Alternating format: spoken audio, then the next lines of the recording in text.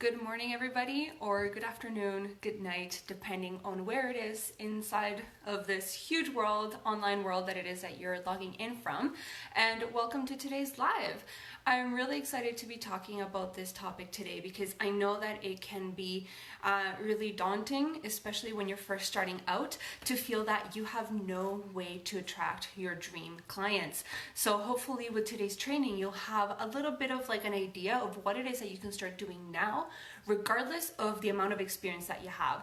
So I don't care if you've been at this for a year, or if you've been at this for 5 years, or if you've been at this for a month. Regardless of what stage in your business you are in, this training is gonna be perfect for you guys because it doesn't matter. It's all about building a portfolio and essentially giving proof to people that you are good at what you do and you can help them with whatever transformation it is that you're looking for. So, when it comes to building a portfolio for your business, there's different things that you can actually consider and look at in order to make sure that you're putting out content and proof of your previous work or whatever that may be that will actually help attract those clients. And it can look in different ways for different types of businesses, which is why I want to know what it is that you guys do. But even outside of that, there's actually things that would apply regardless of what you do. So I'll make sure to touch on those so that then you can take your notes and look at your portfolio and your website or whatever platform you're using for your business to promote it and try and figure out, okay, am I addressing all of these items that I can be addressing? And even if you are or you aren't, do you need to tweak them? And that is the reason why I say that it doesn't matter what stage you are in your business. This can be very helpful regardless, because I've applied this throughout my business as I was growing. Because the more you grow, the more chances that there will be that your business might shift a little bit. It doesn't mean that you've completely pivoted. Sometimes that will be the fact, but sometimes it's just the little tiniest little shifts that you do because of your growth, your experience, whatever other clients you may have worked with, what may be happening inside of your life that change things inside of your business. And with those changes, you want to make sure that, hey, you take note. Are you still attracting the same people that you were trying to attract before, or has that changed a little bit? And perhaps it hasn't changed, but perhaps the portfolio and the proof and everything that we're using to attract those clients before wasn't actually working as powerfully as you thought it was, and you keep seeing that you're not getting the results you want and you're not attracting the people that you're trying to attract. So in that case, you could be 5 years into your business, but if what you're doing isn't bringing about the results that you want, then that's a sign that you want to take a look at, okay, what am I putting forward? And then make those tweaks and enhancements so that you can actually start getting results just from your portfolio. And the reason I say just from your portfolio is because there's a lot of strategies and little tactics that you can implement to attract your ideal clients. But today we're going to focus on portfolio and one other thing that I'll share with you guys a little bit later, which is pretty common sense, but I still want to touch on it because it's going to matter a lot if you're not a brand designer or somebody who can actually build out a traditional portfolio with examples of work. So what we're going to do is first, establish if you're trying to attract ideal clients or dream clients. These are the type of people that you would love to work with. But not only do you love to work with them, they would love to work with you. So how would you know that they would want to work with you? You essentially, in order to attract people that want to work with you specifically and consider you to be the go-to expert and the person that they're just dying to work with, they would rather work with you other than anybody else that offers the exact same thing. There's a lot of things you can do, but let's stick with the simplest kind of basics of all of that. And the answer to that is that you need to know what they want. Simple as that. So you need to know, what are they struggling with? You need to know what are the fears that are holding them back and keeping them on the safe zone, essentially.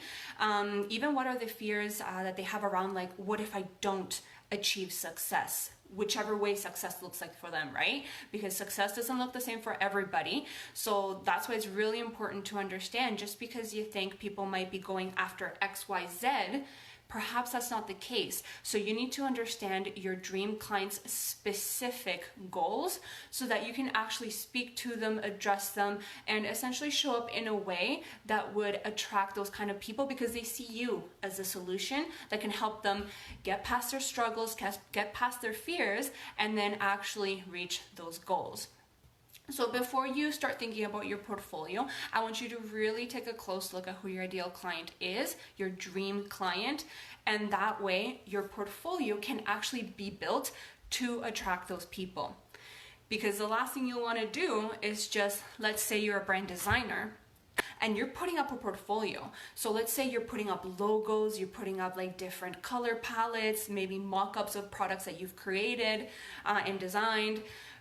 But you're just putting out content in order to look like, to essentially showcase everything you've ever done. That's great because people can definitely tell that you have a certain skill set and that you've done the work and all that. But if you don't have your ideal client in mind, all that work that you're putting up is just filling up space, right? So you could have 20 examples of past client work or just projects that you've worked on, but again, if it's not resonating with your ideal client, who cares? Because you're going to be attracting all the wrong people, which, don't get me wrong, if you're first starting off in your business, you might feel that you want to attract anybody because you're trying to build that traction and the confidence that you can actually do the work. So you'll take on some clients that perhaps are not dream clients, and that's okay. But I want you to understand that when you do work with dream clients exclusively, you're going to be much more passionate about everything you do because every single one of your clients, you're going to wake up with new ideas. You're going to be inspired. You're going to help them even more with whatever transformation they're looking to achieve inside of their life and business. And that's going to be much more powerful and it's going to drive you because you're going to be passionate about it. So you won't essentially get bored, burnt out, whatever kind of like negative emotions you could potentially feel down the line. You're going to have a business that is so much more sustainable because you're truly aligned and passionate about what it is that you do and who it is that you do it for. So once you guys have your ideal client, then you know you have essentially the first step so that you can build a portfolio that will actually attract them as opposed to attract anybody that's looking at your stuff, checking you out, being part of your audience and your community. What I'm going to touch on first is as a brand designer, and I'll still throw in other roles and other businesses and how could that apply, but we'll kick it off with brand designers as I've been seeing a lot of you guys logging in and starting to watch this feed, and I know that a lot of you fit that description, but don't worry if you're not a designer, I will address some other ways. Actually, the first way applies to everybody, so this is perfect. So when you're trying to attract dream clients, I want you to focus first on social proof. That's one of the simplest things you can do. These are testimonials, right? So it's things that people would have said had they worked with you in the past about the way that the experience that they had working with you. When you're showing social proof, there's so many different things that you can have these testimonials focus on. They can focus on the quality of your work. So perhaps as a brand designer, you get testimonials that say, oh, the designs were beautiful and powerful and they helped me gain confidence and all that kind of stuff, right? And it all is based on the design itself. You can also have social proof where people are commenting on your specific process. So it could be things that, oh, it was so smooth and easy to work with them.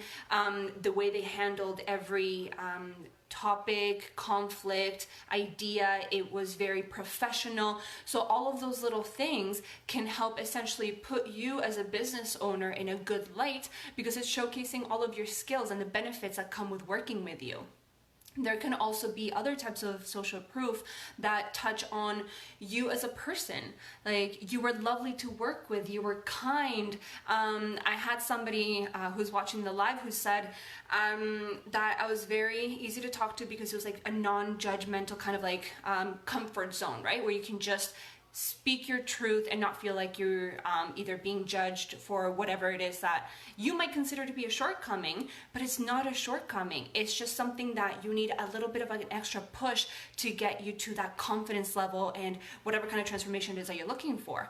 So That's to say that all of these different types of testimonials, all these different types of social proof are going to help attract people because they're showcasing how good you are as a person and as a business owner.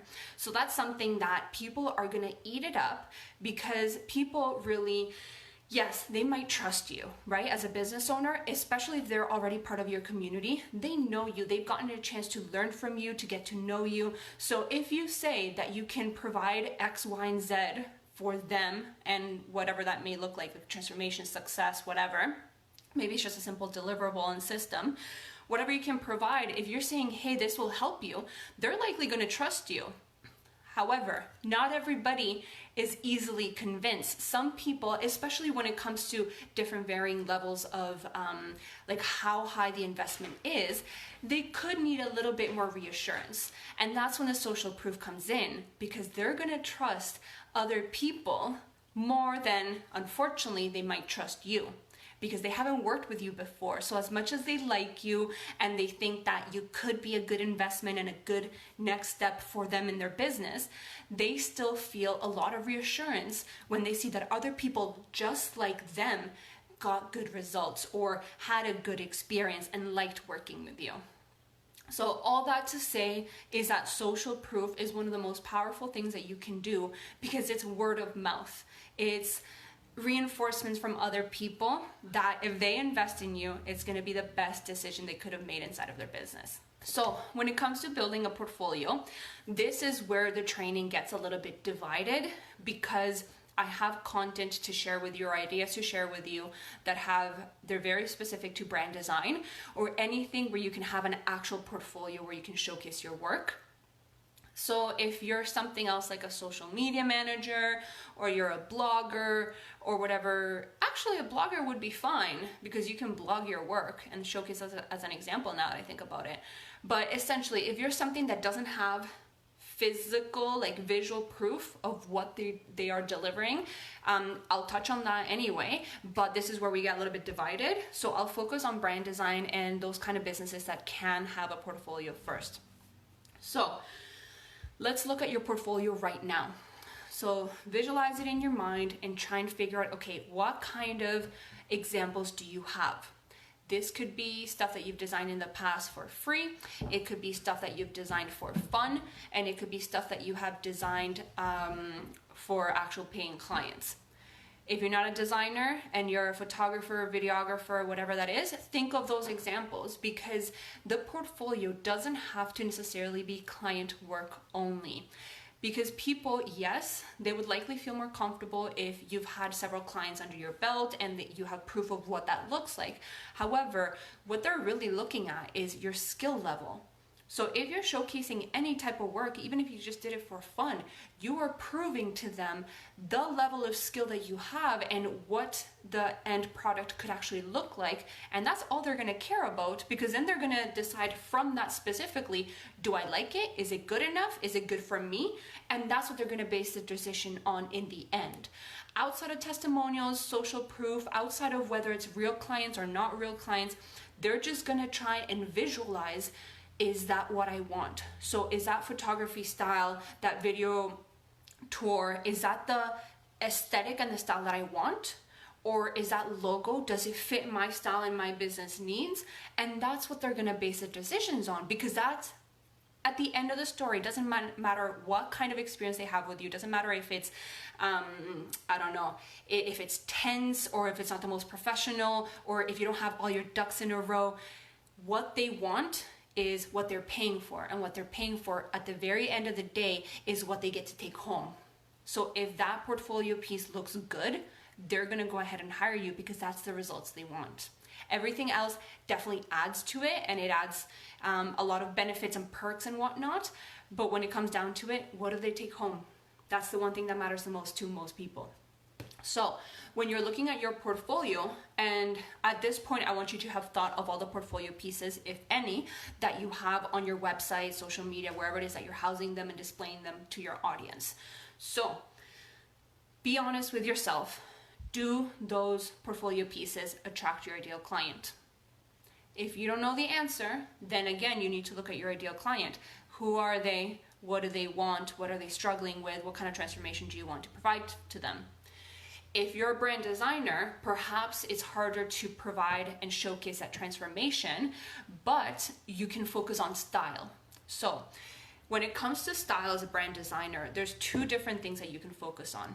So the first is you. So what's your preferred style? Because let's be honest, if you're putting stuff out on your portfolio, like you're putting, let's say, line work, where it's like, for those of you that are not designers, it's essentially like, let's pretend you have a photograph of my face, and then you grab a little pencil and you just like outline certain features like the nose, the lips, the eyes, and that's it. It's like a beautiful illustration, very minimal and line work based of my features. It could be of a cat, it could be of a beach, it could be of anything really. So let's say you put that up on your portfolio.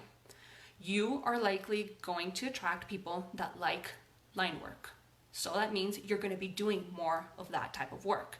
Now, let's say your portfolio has line work, then it has an illustrative style. So very detailed, very blocky colors. It's like a little cartoon of somebody, and you have that. You're going to attract those kind of people. Then let's say you have minimal fonts. Then let's say you have bold brands. Then let's say you have, what else could there be? Stuff with like neon colors, and then you have nudes, and then you have all of this stuff. And I hope you get where I'm getting with this, is you're gonna have so many different styles that you're gonna be attracting so many different people. Or perhaps you'll attract nobody because people can't get a handle on what it is that you focus in. And this is where it gets important to niche down, because yes, if you are working with an agency or you have a huge team and you're already a different kind of format, level, whatever you want to call it, it's perfectly fine to have different styles. And I'm not saying that having different styles is not going to work for somebody, because it definitely can. However, if you're just starting out, it gets really hard to attract the right kind of people, because people don't really see you as the go-to person for X, Y, Z. Above and beyond that, if you have all these different styles because you're trying to attract all these different people, there could be certain styles that you're not a big fan of. So if you're not really excited to do the illustration style because it's harder for you and you're not as skilled and it's just like not really your cup of tea, but like you've done it before, so you're gonna put it up in your portfolio, then you're gonna attract more of those people. And then every time you work on one of those projects, it's gonna be harder, more time consuming. You're gonna feel like you're not getting your money's worth for that project because you're putting in way more hours than you typically would. And perhaps, I'm not saying always, but perhaps the end result, the end design that you've created won't actually be that good, because that's not your skill set. That's not where you really thrive. Turns out the line work or the minimal fonts and logos are your really like your bread and butter and what you're really, really good at.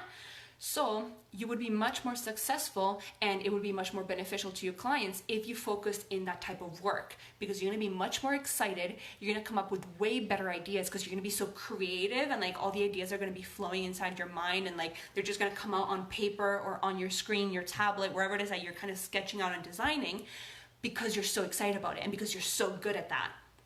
So with that little tangent is to say that when you create concepts for your portfolio, you want to focus on, one, what kind of designs do you want to do more of?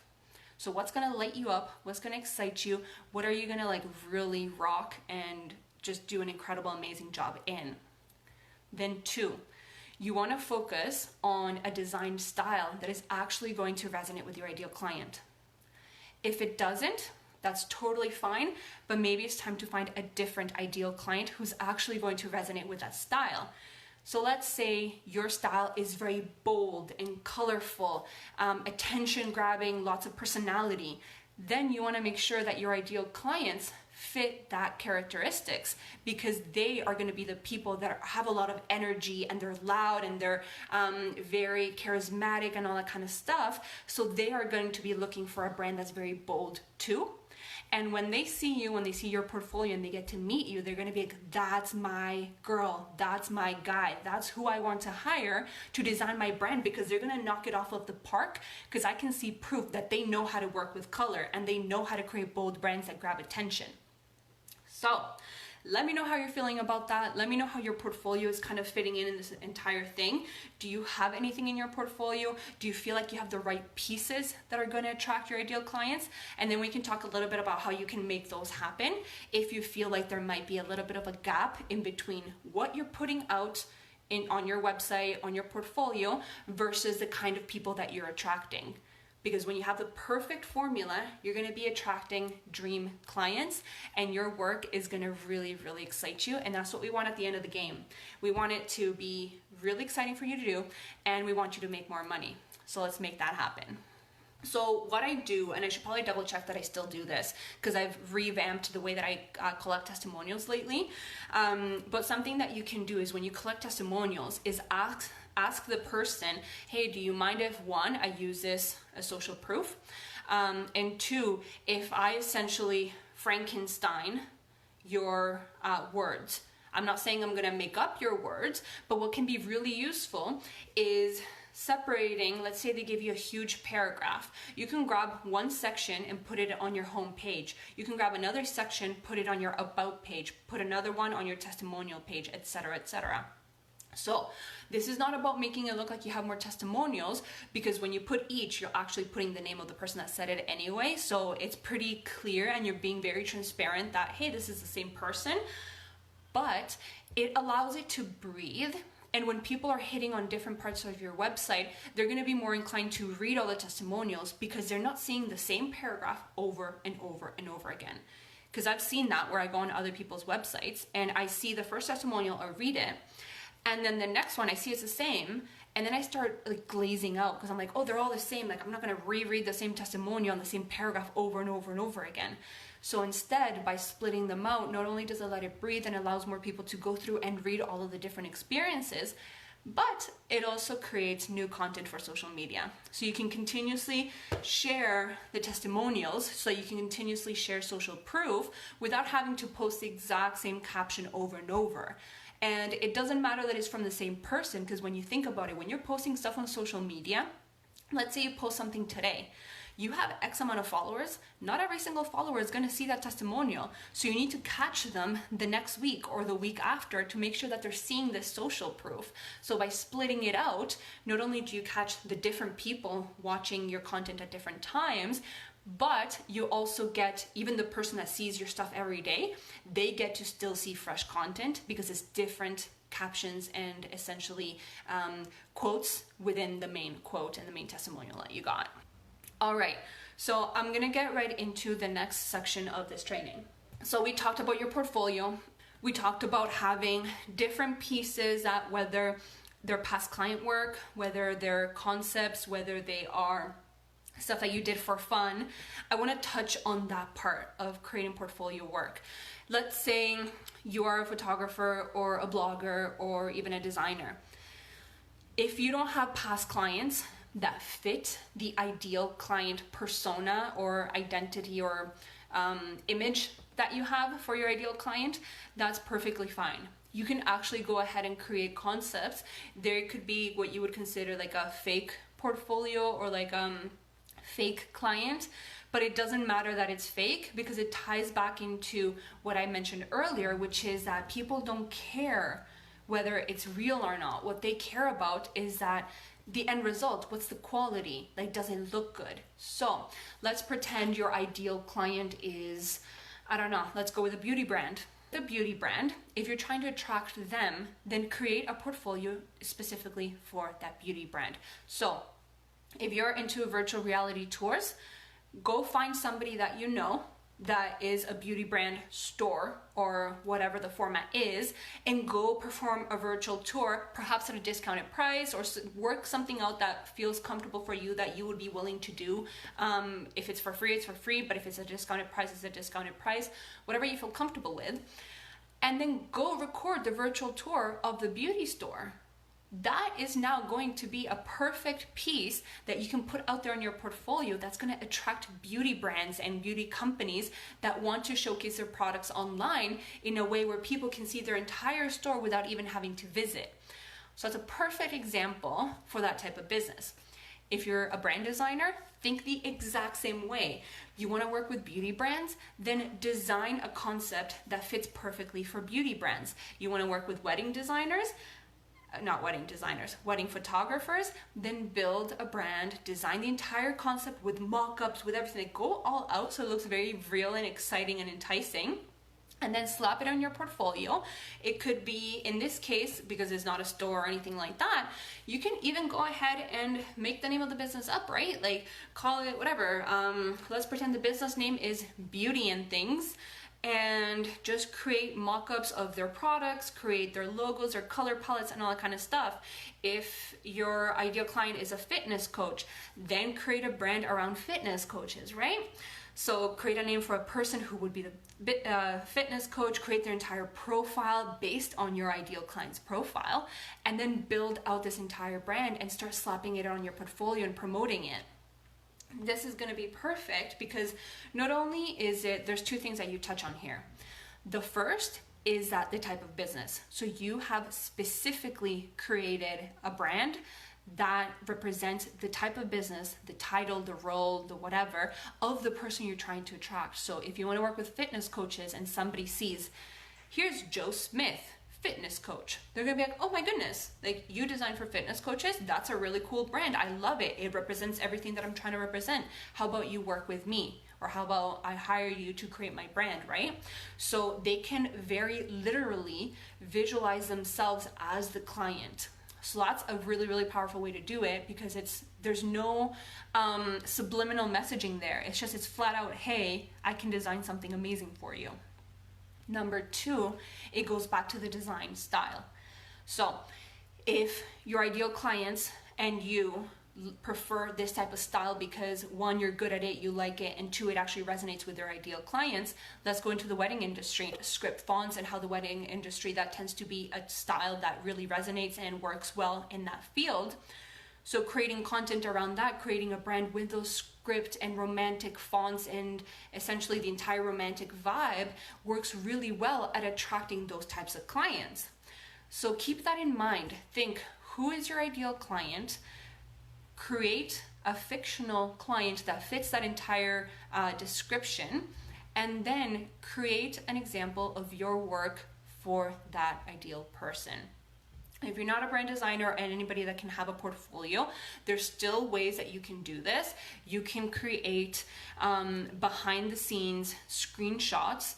And this is not creating from scratch. You would still need proof of this, unfortunately. Like, if you're somebody who's trying to get results that are number based, whether as an accountant or as a social media manager to increase followings, whatever that may be, you're gonna need real proof, unfortunately.